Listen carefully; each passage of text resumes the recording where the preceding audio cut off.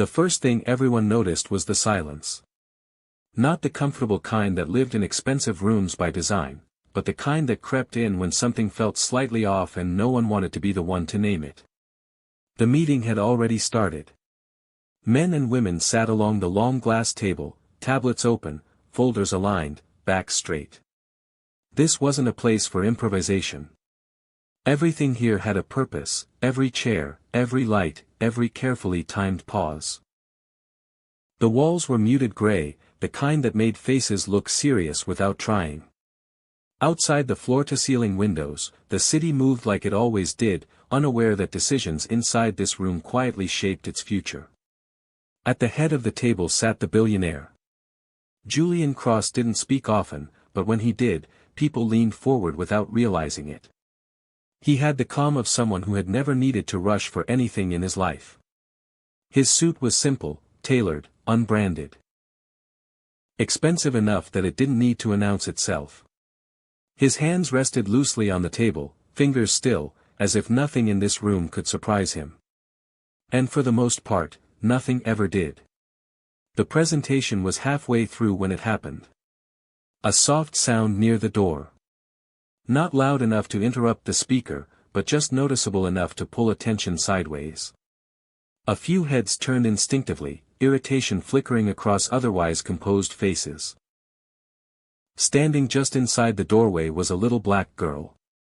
She couldn't have been more than 8 or 9. She wore a pale blue dress that hung a little too loose at the shoulders, like it had once belonged to someone else. Her hair was neatly braided, though a few strands had escaped, framing her face. Her shoes were clean but worn thin at the soles. She stood still, both hands clasped in front of her, eyes lowered, not in fear, but in restraint. Like someone who knew they were already on borrowed time. No one spoke. The assistant seated closest to the door froze, confusion flashing across her face.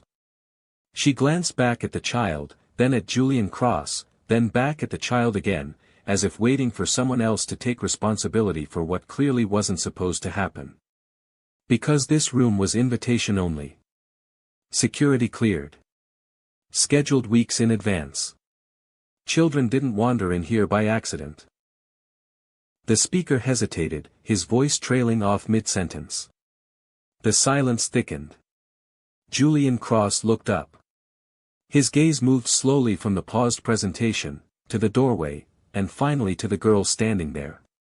For a brief moment, something unreadable passed over his face, not anger, not curiosity. Calculation, perhaps. Or recognition of a variable that hadn't been accounted for. "This is a closed meeting," he said calmly. His voice wasn't unkind. It didn't need to be. The assistant stood halfway out of her chair. I'm so sorry, sir." She must have. "It's fine," Julian interrupted, lifting one hand slightly. The assistant stopped immediately. Every eye returned to him. Then, reluctantly, a few drifted back to the girl. She didn't move. She didn't apologize. She didn't explain. She simply stood there, small against the doorframe, as if she had been placed there on purpose and was waiting for the room to catch up. Julian studied her for a few seconds longer than necessary. "Who are you here with?" he asked. The girl raised her head. Her eyes were steady. Dark. Observant. Far more composed than anyone expected. "I came with my mother," she said softly. The room shifted. People exchanged quick looks. No one remembered seeing a woman with a child enter the floor. No one remembered approving that kind of access. Someone had made a mistake. Julian leaned back slightly in his chair. "And where is your mother now?" he asked. "She's downstairs," the girl replied. They told her to wait. That word, wait, hung in the air. Julian glanced briefly toward the assistant. Toward security. Toward the unspoken hierarchy that decided who waited and who entered. "This isn't a place for children," someone further down the table said, quietly but firmly. The girl heard it. She didn't react. Julian tapped one finger against the table once. "That will be all," he said, eyes still on the girl. The meaning was clear. The meeting needed to continue. The interruption needed to be removed. The assistant stepped toward the door, lowering her voice. "Sweetheart, let's go, okay?" The girl looked at Julian one last time. Then she shook her head. "No," she said.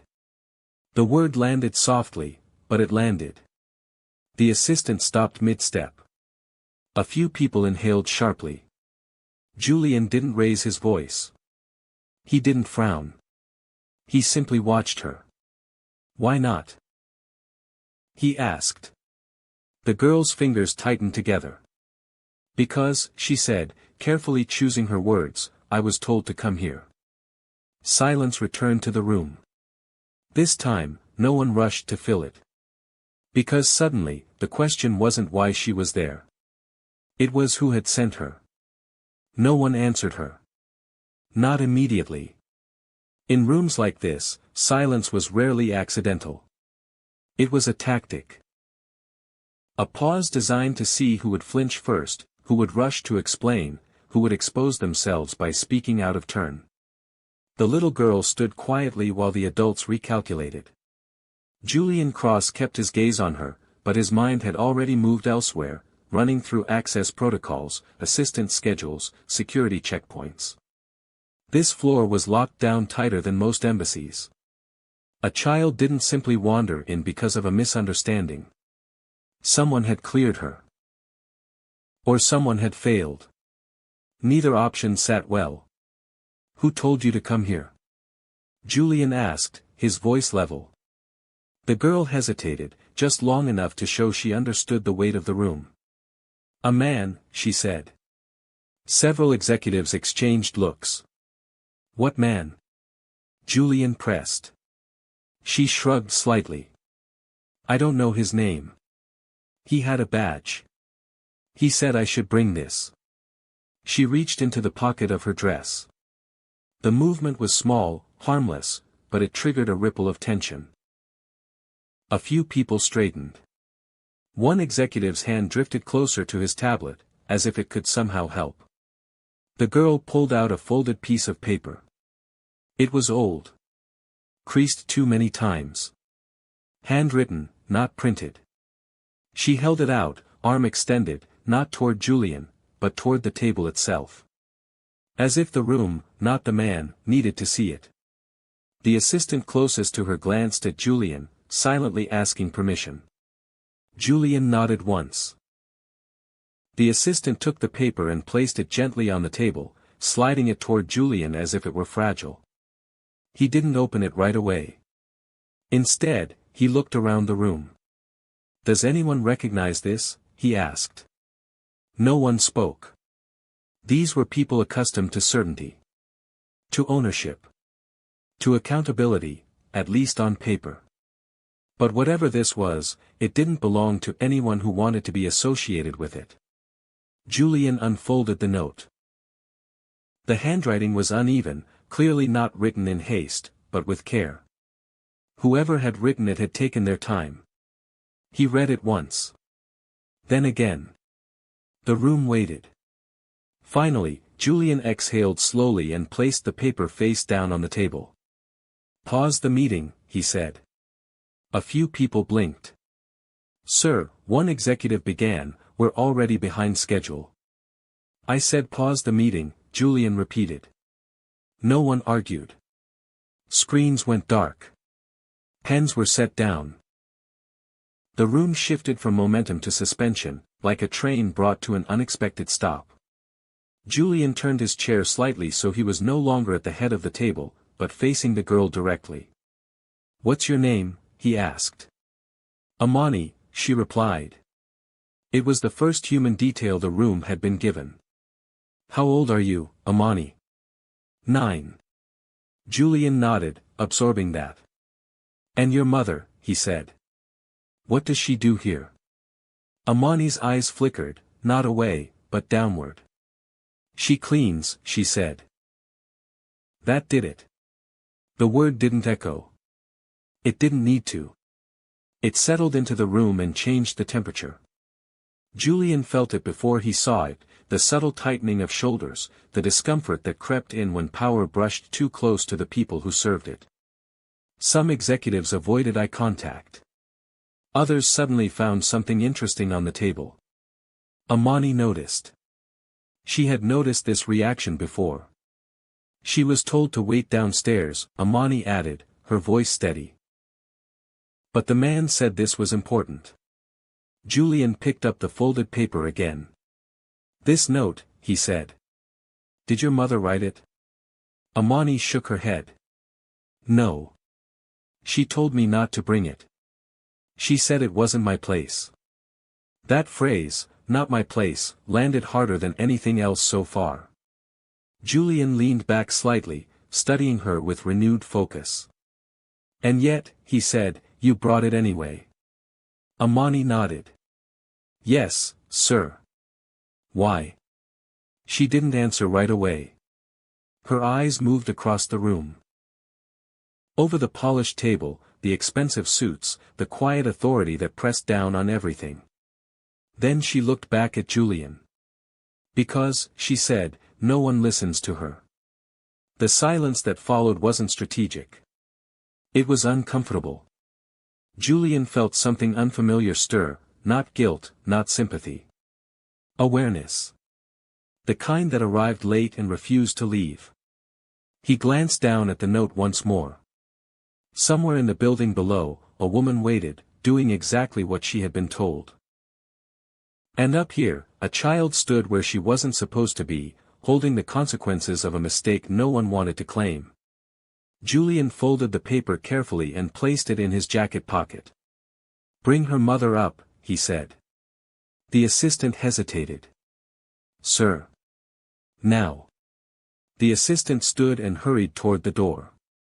Julian looked back at Amani. You can sit, he said, gesturing to the chair beside him. She didn't move.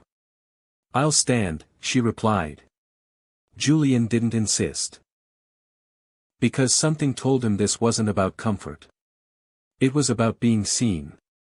The door closed softly behind the assistant, leaving the room suspended in a kind of uneasy stillness. No one spoke. Julian Cross remained seated, but the posture he'd perfected over decades of boardrooms and negotiations had shifted. He was no longer presiding. He was waiting. And everyone in the room could feel the difference. Amani stood exactly where she was.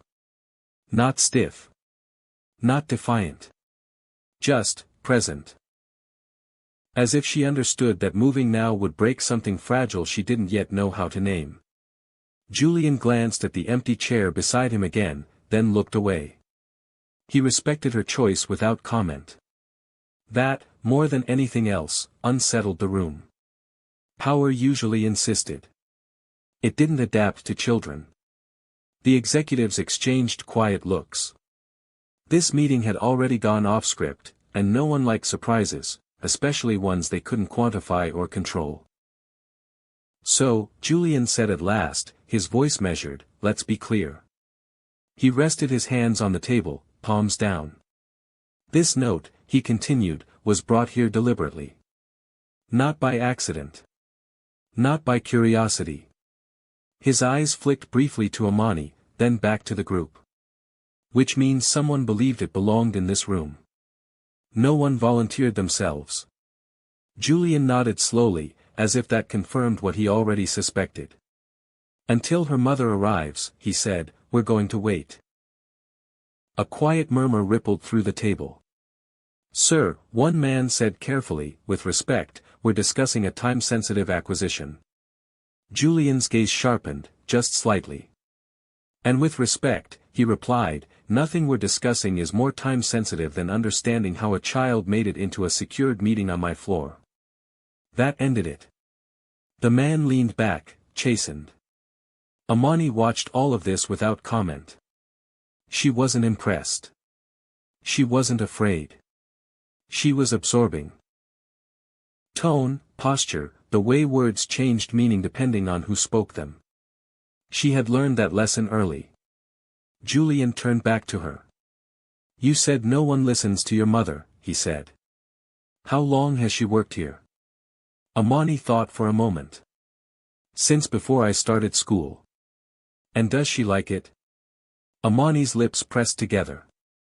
She says it's honest work, she replied. And that honest work is enough. Julian heard the words beneath the words. Do you believe that? He asked. Amani hesitated. Then she shrugged. Sometimes. The honesty of it caught him off guard. Julian leaned back in his chair, eyes drifting toward the window. For the first time that morning, the city outside seemed distant, small, even. He'd built an empire on being listened to. On speaking once and watching systems move. On believing that access was earned, not inherited. And yet, here stood a child who had earned nothing by his metrics, and still found her way into the room. The door opened. Every head turned. A woman stepped inside, guided gently but firmly by the assistant. She wore a navy blue cleaning uniform, neat but clearly worn. Her hair was pulled back tightly, her expression composed in the way of someone who had learned not to display too much emotion at work. Until she saw her daughter. Amani, she said softly, her voice breaking through the room's formality like a crack in glass. Amani turned. Her face changed instantly, not into relief, but into something more careful. Protective. I'm here, Amani said quickly. I didn't do anything wrong. The woman froze, her eyes darting around the room, taking in the table, the people, the man at the head she recognized instantly. I'm so sorry, she said, already bowing her head slightly. She must have misunderstood, she's not supposed to be. Stop, Julian said. The word was gentle, but firm. The woman looked up, startled. She didn't misunderstand, Julian continued. She was told to come here. The woman's shoulders stiffened. I told her not to, she said quietly. I told her it wasn't our place. Julian studied her now, not as an employer might, but as a man confronted with something he had long avoided seeing. What's your name? He asked. Nia, she replied. Nia, Julian repeated. You wrote this? He pulled the folded note from his jacket and placed it on the table between them. Nia's breath caught. Yes, she said after a moment. But it wasn't meant for today. Or, like this. What was it meant for? Julian asked. Nia glanced at Amani, then back at Julian. It was meant to be read by someone who mattered, she said. The words landed quietly. Julian nodded once, then he did something no one in that room expected. He slid the note back toward her. Read it, he said. Out loud.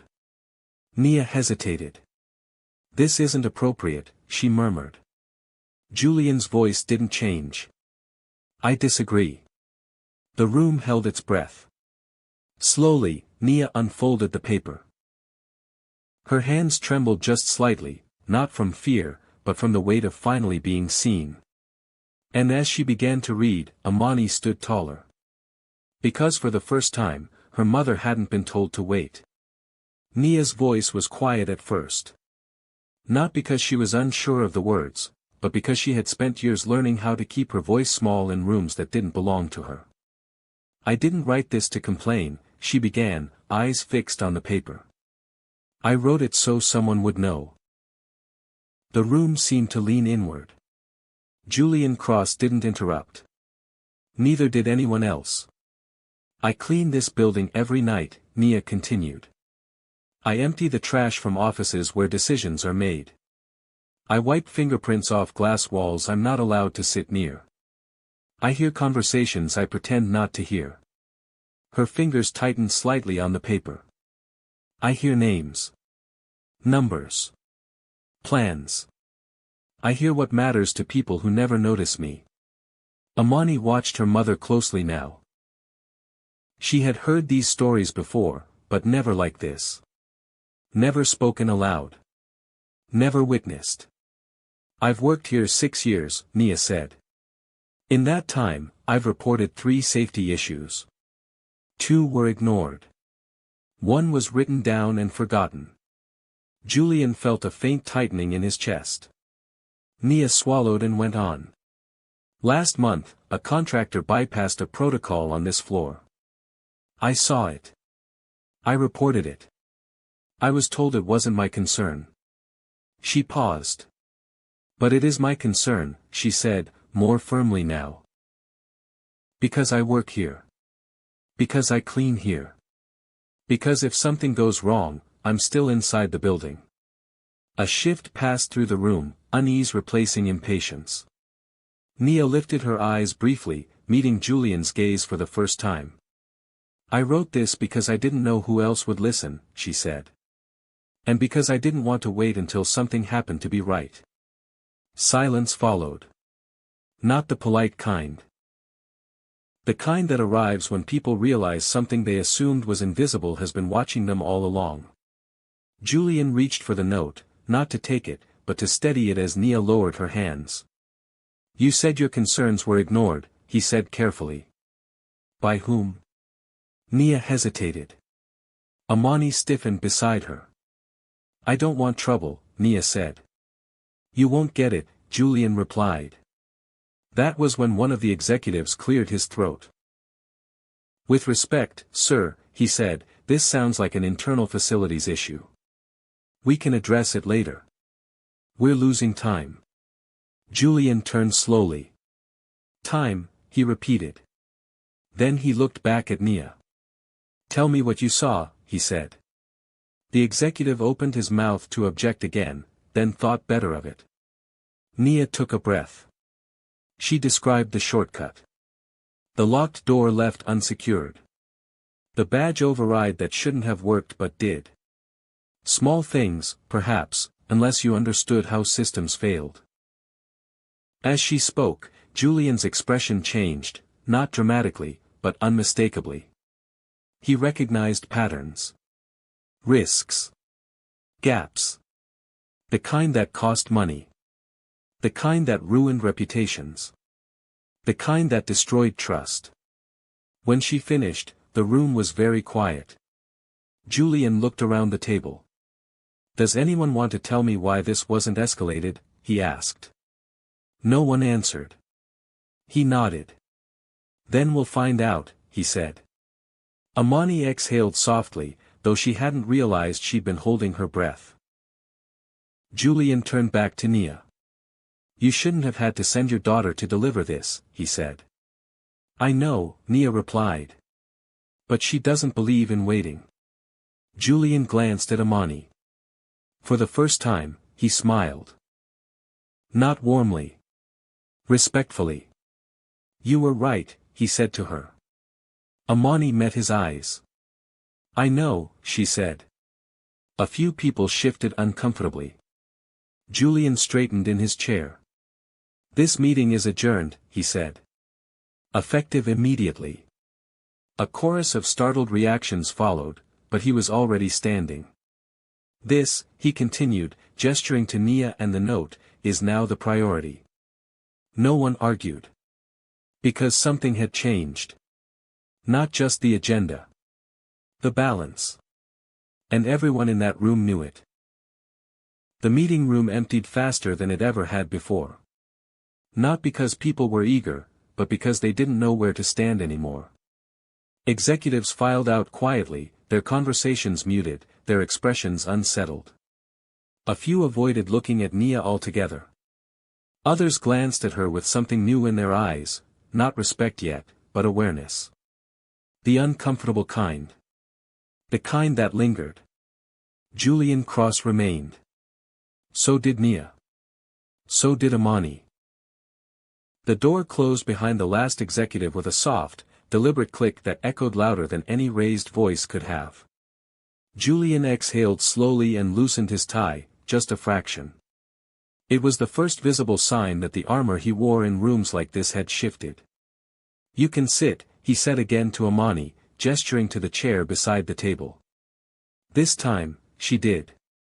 Not because she was told, but because she decided it was safe to. Nia hovered beside her, uncertain, hands folded at her waist like she was still on the clock. "You don't have to stand either," Julian said to her. Nia hesitated, then took the chair across from him, perching on the edge like someone ready to leave at any moment. Julian studied them both. "You know," he said quietly, "I've spent years building systems to prevent surprises." Amani tilted her head slightly, listening. "And yet," he continued, "the biggest oversight walked into my office today wearing a blue dress." Nia stiffened. "I didn't mean to cause trouble," she said quickly. Julian shook his head. "You didn't. You exposed it." There was a difference. He leaned forward, resting his forearms on the table. "Tell me," he said to Amani, "did you understand what that note meant?" Amani thought for a moment. "I knew it was important," she said. "I didn't know if it would work." "And why did you think it might?" Julian asked. She shrugged. "Because you're the one everyone listens to." The honesty of it landed hard. Julian nodded slowly. "That's true," he said. "And that's exactly the problem." Nia's eyes widened slightly. Julian continued, his voice thoughtful now. "I hear reports filtered through people who think they know what matters. I trust systems that were built to protect efficiency, not truth."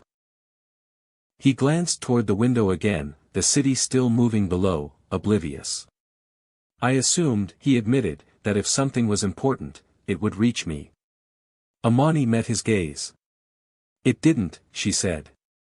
Julian smiled again, brief, sharp, approving. "No," he agreed. "It didn't." He turned to Nia. "You followed procedure," he said. "You did what you were told. And still, nothing happened." Nia nodded. "That's usually how it goes." Julian sat back. "From now on," he said, "that changes." Nia blinked. "Sir. I want a direct reporting channel," he continued. "Not just for you. For anyone who works in this building and sees something wrong." Nia's breath caught. "You mean?" "I mean no one waits 6 years to be heard again," Julian said. Silence followed, but this time it wasn't heavy. It was deliberate. Amani swung her feet gently beneath the chair, watching Julian closely. "Does this mean my mom won't get in trouble?" she asked. Julian looked at her. Then he shook his head. "No," he said. "It means she should have been listened to sooner." Amani considered this. "Good," she said. Julian chuckled softly despite himself. Outside the room, footsteps passed. The building resumed its rhythm. But something fundamental had shifted inside these walls. Julian stood. "I need to make a few calls," he said. "You're both welcome to wait here." Nia stood as well, uncertain. "I don't want to take up." "You're not taking up anything," Julian interrupted. "You're exactly where you should be." Amani slid off the chair and took her mother's hand. For the first time since they'd entered the building that morning, Nia didn't feel like she was standing in the wrong place. And Julian Cross, for the first time in years, understood something unsettling. Power didn't fail because it was cruel. It failed because it didn't look down. Julian's calls took longer than he expected. Not because people resisted. But because once the truth surfaced, it moved faster than anyone was prepared for. From the glass-walled office, Nia and Amani watched as assistants came and went, their movements brisk, purposeful. The building had shifted into a different gear. Voices dropped. Screens refreshed. Names were typed and retyped. Amani noticed everything. "They're walking differently," she whispered to her mother. Nia glanced around, then nodded. "That's what happens when people realize they missed something." Julian returned just as an assistant stepped out, closing the door behind her with a quiet click. "It's in motion," he said simply. He didn't sit this time. He stood near the window, looking out over the city, hands clasped behind his back. From this height, everything looked orderly. Predictable. But he knew better now. I reviewed the security logs, he continued. The contractor you mentioned, he bypassed protocol 3 times. Each report was flagged. Each one was closed without review. Nia's jaw tightened. So it wasn't just ignored. No, Julian said. It was buried. The word landed heavily. Julian turned to face her. People assume power comes from seeing everything, he said. It doesn't. It comes from deciding what's worth seeing. Amani looked up at him. And you didn't decide right. Julian met her gaze.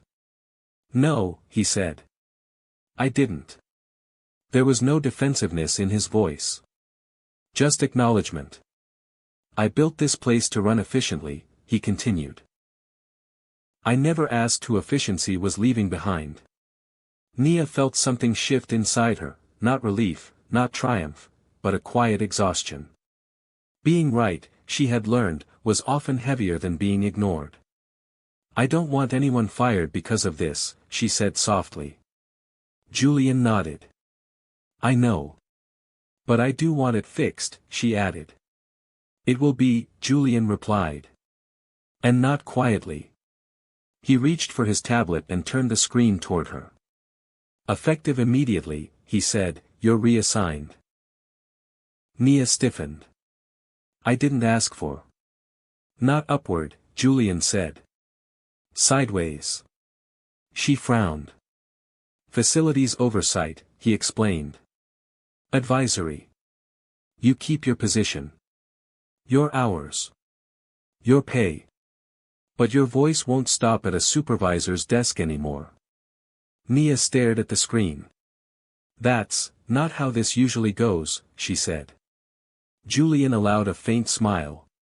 No. It isn't. Amani squeezed her mother's hand. Does that mean you won't have to write notes anymore, she asked. Nia swallowed. I hope so. Julian set the tablet down. There's something else, he said, his tone shifting again. The reason I'm telling you this now. Nia looked up. When this building was designed, Julian said, there was a decision made. A cost-saving one. A blind one. He paused. A second stairwell was removed from the final plan. Nia's breath caught. That's what I wrote about, she said. That's what makes the shortcut dangerous. Julian nodded. It never should have been approved, he said. And if there had been an incident? He didn't finish the sentence. He didn't need to. Amani's grip tightened.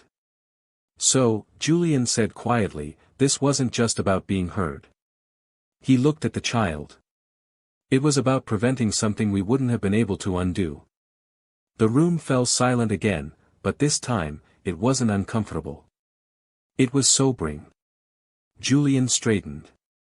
Construction resumes tonight, he said. The stairwell goes back. The protocols change. And the people who ignored the reports will explain why. Nia felt tears prick at her eyes, not from joy, but from the weight of how close things had come. Thank you, she said. Julian shook his head. No, he replied. Thank you for not staying quiet.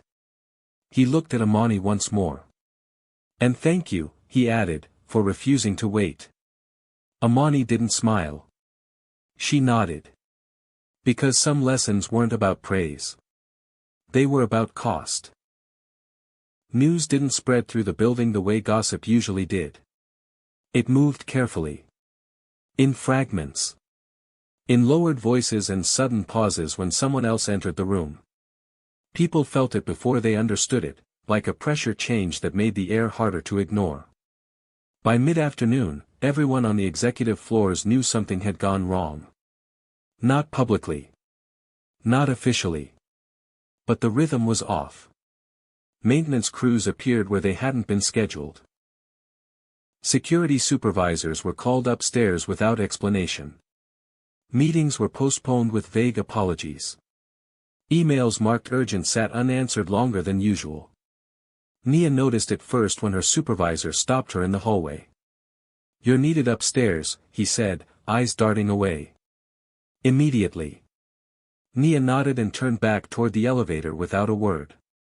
She had learned not to ask questions she wasn't sure she was allowed to hear the answers to. Amani waited on a bench near the reception area, legs swinging slowly, watching people pass. She could tell which ones were nervous. They walked faster. They didn't look down. Julian Cross stood near the window again, phone pressed to his ear, listening more than he spoke. His face was calm, but something sharper lived behind his eyes now, focus edged with resolve. When he ended the call, he turned as Nia entered. "They're asking questions," he said. Nia's shoulders stiffened. "About me?" "About everything," Julian replied. "About how long this has been happening. About who knew. About why nothing changed." He gestured toward the chair across from him. "Sit." Nia did. Amani slid off the bench and came to stand beside her mother again. She didn't ask permission. She no longer felt like she needed it. "There's a moment like this in every system," Julian said, almost to himself. "The moment when silence stops being safe." Nia listened.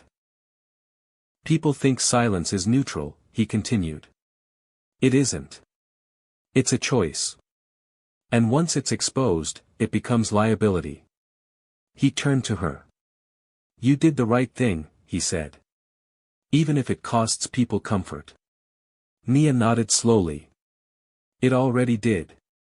A knock sounded at the door. Julian straightened. "Come in." Two men entered, both senior, both tense. One held a tablet. The other avoided looking at Nia entirely. "We reviewed the logs," the man with the tablet said. "There were 6 reports. All marked resolved." Julian's jaw tightened. "Resolved how?" "Closed," the man replied. "No follow-up." Julian looked at Nia. "And you were told?" "That it wasn't my concern," she said quietly. The second man shifted. "With respect, sir, the process." Julian raised a hand. "Stop," he said. "Processes don't erase responsibility. People do." Silence fell. Amani watched the men closely. She noticed how their shoulders curved inward now. How their voices softened. How power sounded different when it was being questioned. Julian turned back to Nia. "There will be interviews," he said. "Statements. Records pulled." Nia swallowed. "Will I have to?" "No," Julian interrupted. "You won't be alone." That mattered more than anything else he could have said. The men left. Julian remained standing. "This won't end today," he said. "Systems don't like being exposed. They push back." Nia nodded. "I know." Amani looked up at him. "But they can't pretend anymore." Julian met her gaze. "No," he said. "They can't." Outside the window, the city continued on, unaware that something small had shifted the direction of something large. And somewhere between the glass and the ground below, silence finally lost its protection. By evening, the building felt different. Not louder. Not quieter. Heavier. The kind of heaviness that settled in when people realized they were being watched, not by cameras or supervisors, but by consequences they could no longer outrun. Nia noticed it as she moved through the corridors she had cleaned for years. Doors that were usually left ajar were now closed. Conversation stopped when she approached, not because of disrespect, but because people didn't know which version of her they were looking at anymore. The invisible one. Or the one who had been heard. Amani walked beside her, holding her hand, her grip steady. She sensed the shift too, though she couldn't have explained it. Adults were careful now. Their smiles were tighter. Their eyes lingered longer. Julian Cross stood alone in his office as the sun dipped behind the skyline, casting long shadows across the floor. He hadn't left. He hadn't even sat down.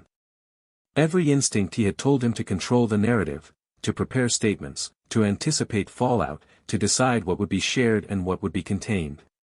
But something stopped him.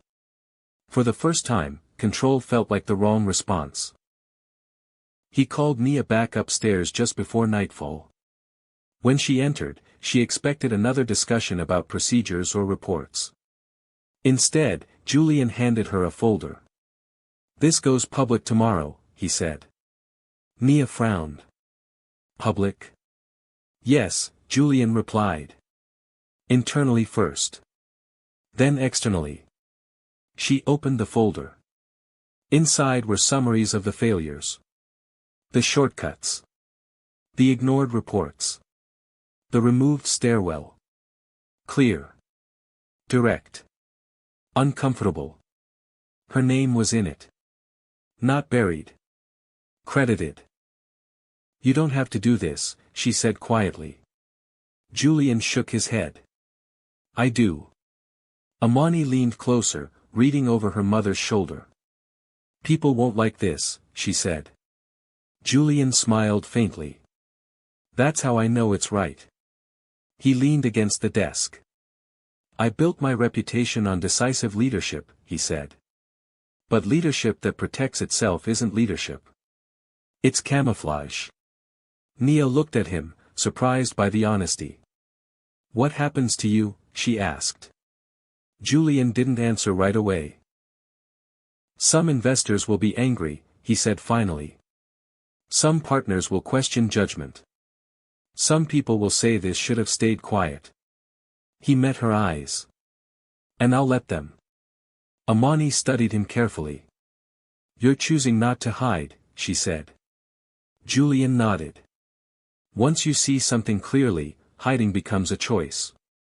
Outside, the city lights flickered on. Inside, the choice had already been made. Julian closed the folder. "Tomorrow," he said, "this building changes. Not because a billionaire decided to be generous." He looked at Amani. "But because a child refused to believe silence was normal." Amani didn't smile. She squeezed her mother's hand. "Because some choices, once made, didn't ask for applause. They demanded follow-through." The next morning didn't begin quietly. It began with questions. By the time Nia arrived at the building, her phone had already vibrated 3 times. Messages from coworkers she rarely spoke to, people who had learned her name overnight. "Did you see the memo? Was that really you? Is it true they're changing everything?" She didn't answer. She had learned that some things were better handled in person, where words couldn't be twisted so easily. Amani walked beside her, backpack slung over one shoulder. She noticed the difference immediately. People greeted her mother now. Not warmly. Not warmly yet. But directly. "Good morning," someone said, meeting Nia's eyes.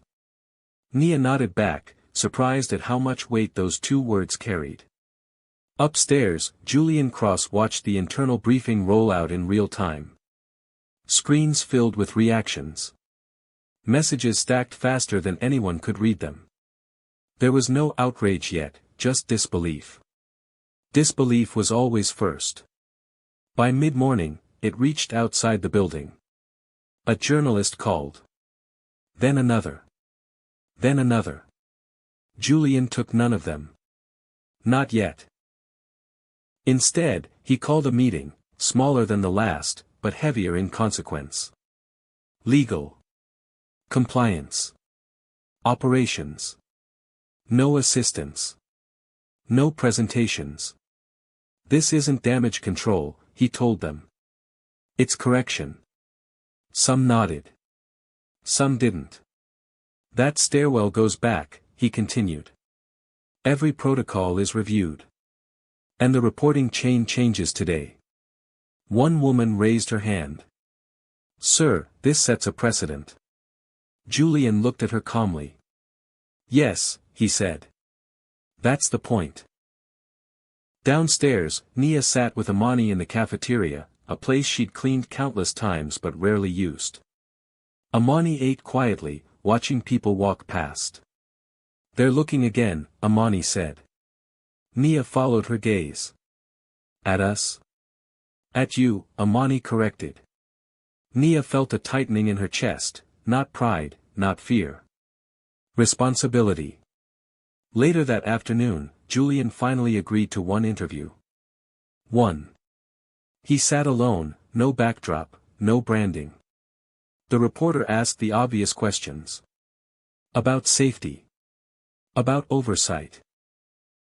About how a child had ended up in a private executive meeting. Julian answered each one directly. She was where she needed to be, he said simply. The clip spread faster than anyone expected. By evening, the story had a headline, but it wasn't about Julian.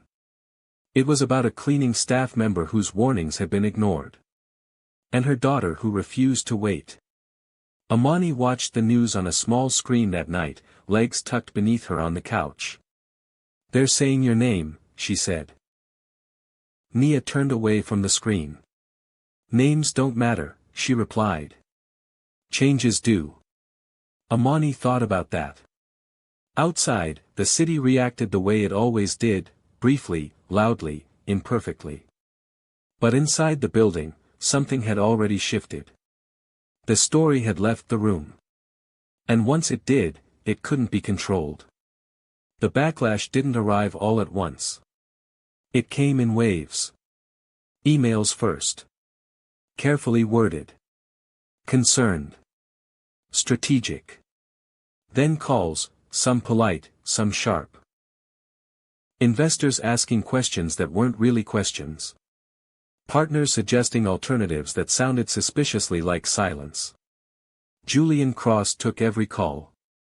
He didn't defend. He didn't justify. He listened. And when he spoke, he said the same thing every time. This is happening. By the third day, the narrative had shifted. What began as a story about a security failure became something else entirely. Commentators debated systems. Analysts discussed accountability. Employees in other companies began sharing their own stories, notes ignored, warnings buried, voices dismissed because they didn't come from the right place. Nia watched it unfold from a distance. She still came in early. Still moved quietly through the building. But the way people treated her had changed. They asked before they spoke. They waited when she paused. They listened when she raised a concern. Not because she was powerful. Because they knew now what ignoring her had almost cost. Amani noticed the difference too. They don't tell you to hurry anymore, she said one morning. Nia smiled faintly. No. They don't. At school, Amani's teacher asked her to write about someone she admired. She didn't hesitate. She wrote about her mother. Not about what had happened, but about what didn't happen. About the accident that never occurred. The door that never failed. The people who went home safely without ever knowing how close they'd come. Julian received the essay weeks later, folded neatly inside an envelope. He read it alone. When he finished, he didn't say anything for a long time. Because some victories didn't announce themselves.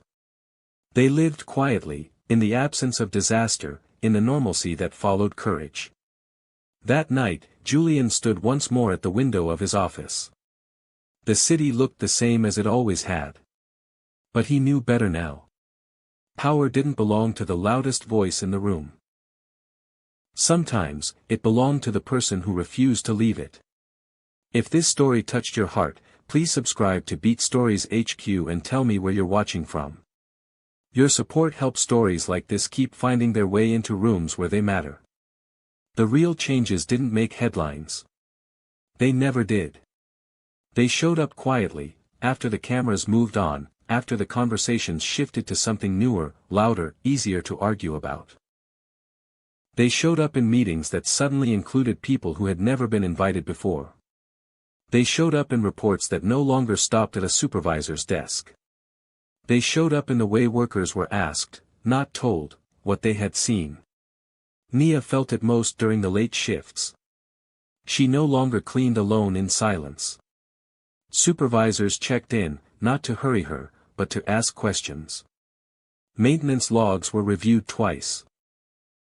Safety walkthroughs included names from departments that had never been consulted before. The building hadn't become perfect. But it had become alert. That mattered. Amani noticed the change in smaller ways. Her mother came home less tired. Not physically, cleaning was still cleaning, but mentally. The kind of exhaustion that came from being invisible had eased. Conversations at dinner stretched longer. Laughter returned in places where it had once felt irresponsible. One evening, weeks later, Amani asked, "Do you think they'll forget again?" Nia didn't answer right away. "They might," she said finally. "People forget when things are quiet." Amani frowned. "Then what?" Nia smiled at her daughter. "Then someone else reminds them." At the office, Julian Cross faced a different kind of adjustment. Power didn't disappear, but it felt heavier now. Every decision carried faces with it. Names. Context. He had invited discomfort into the room on purpose. And it stayed. During a quarterly review, someone raised a concern, hesitantly, carefully. Julian listened. The room waited. Then he nodded. "Good," he said. "That's what this space is for." The silence that followed wasn't fear anymore. It was permission. Months later, the building looked the same from the outside. Glass. Steel. Height. But inside, something subtle had been rewritten. On a quiet afternoon, Amani returned with her mother. Not because she had to, but because she wanted to see it again. The room. The door. The place she hadn't been supposed to enter. They didn't go inside. They didn't need to. Amani stood in the hallway, hands in her pockets, remembering the way the floor had felt beneath her shoes. The way the room had gone quiet. The way adults had looked startled to realize a child was paying attention. "You changed something," Nia said softly. Amani shook her head. "I just didn't leave." Nia smiled. And somewhere above them, in a room that no longer pretended to be unreachable, decisions were being made with different questions in mind. Not just what works. But who is missing? And that was the legacy. Not a speech. Not a headline. Not a billionaire's generosity. But the quiet truth that sometimes, the most important person in the room is the one everyone assumes doesn't belong there. If this story touched your heart, please subscribe to Beat Stories HQ and tell me where you're watching from.